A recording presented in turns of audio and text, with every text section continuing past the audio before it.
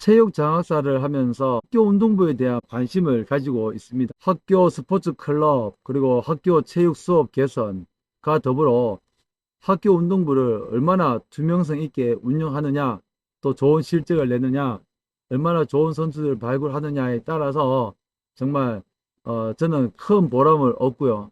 또 그 학생들을 잘 지원해 줌으로써 또 학교 운동부를 통해서 학교가 더 건강하고 학교의 어떤 그 체육 활동에 큰 이바지를 하는 학교 운동부 많은 관심을 가지고 있습니다.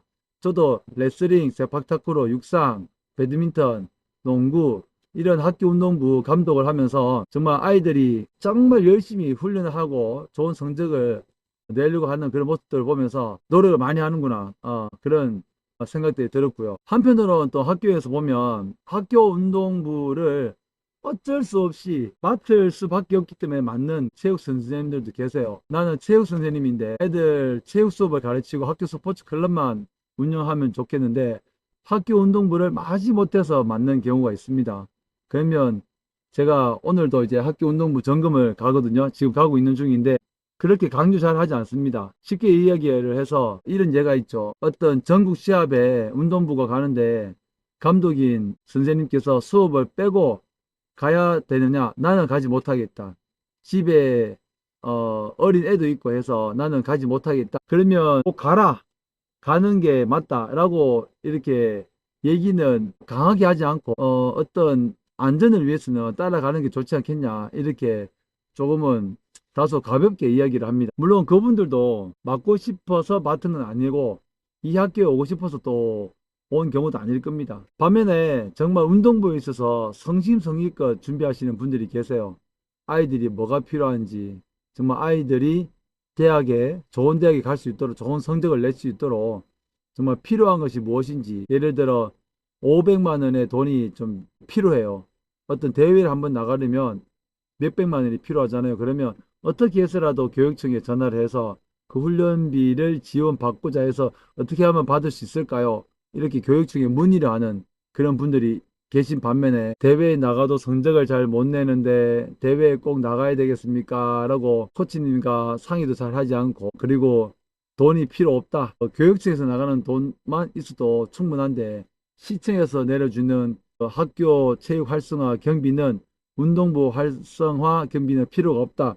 그렇게 운영하는 분이 계세요. 제가 시청과 이렇게 훈련비 조율을 하면서 지금 돈이 필요할 텐데 무엇이라도 받으면 아이들에게 운동복이라도 줄 수 있을 그 돈을 쓰는데 시청에 돈을 쓰는데 힘들다.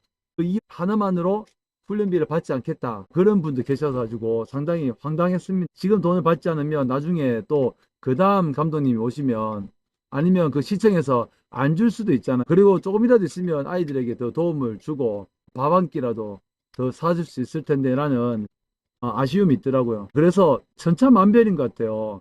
감독들이 얼마나 신경을 쓰느냐. 나는 이 업무를 1년만 맡고 하지 않을 것이다. 하고 싶지 않다. 너무 힘들다. 라고 생각하는 사람이 있을 수 있고요. 정말 본인이 예를 들어서 배드민턴에 관심이 있다면 배드민턴 그 동호회 활동을 해요.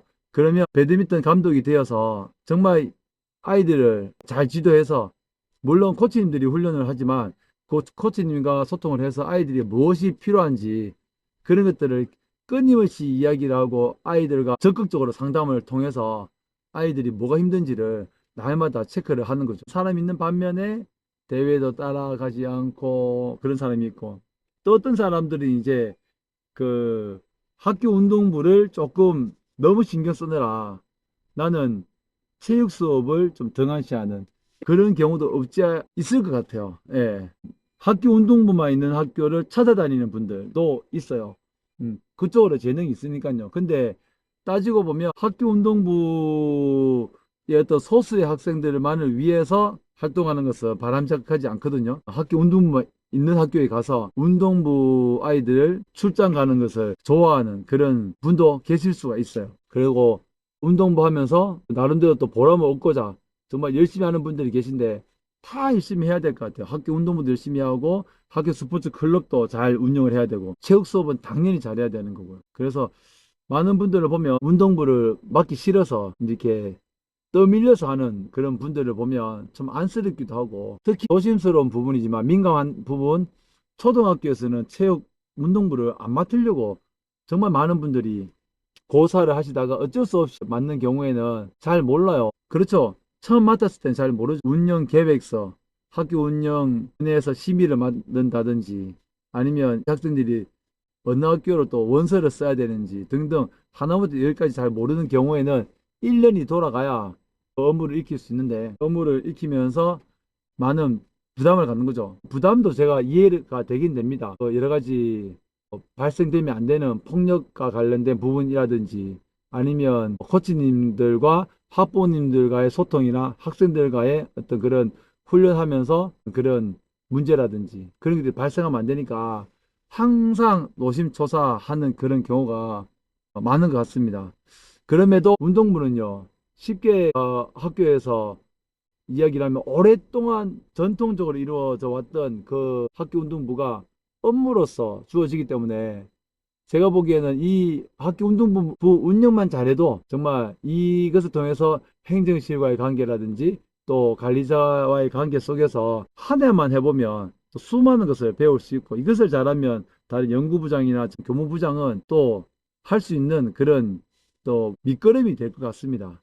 그러니 학교 운동부 운영에 있어서 너무 부담스러워하지 말고, 학교 운동부 운영 계획은 학교 체육 계획이 다 나와 있으니까 그 순서대로 행해야 되는 어떤 예방 교육이나 청렴 교육, 아니면 꼭 해야 되는 교육들, 그리고 또 보고해야 되는 것들이 있으니까, 여러 출장을 많이 가는 그런 상황 속에서도 시간 강사를 둔다든지, 아니면은 조금 더 이제 효율적으로 수업을, 보강 수업을 쉽게 할 수 있는 방법을 찾으셔서, 출장의 문제라든지 아니면 계획대로 하면 학교 운동부도 큰 재미가 있고 보람을 얻을 수 있는 업무이니, 학교 운동부 운영에 있어서 큰 부담 가지지 마시고 적극적으로 참여하셔서 정말 그 학교 운동부 감독으로서 받을 수 있는 연구 점수라든지 해외 연수라든지 그런 부분들을 잘 접하면 또 큰 도움이 될 것 같습니다.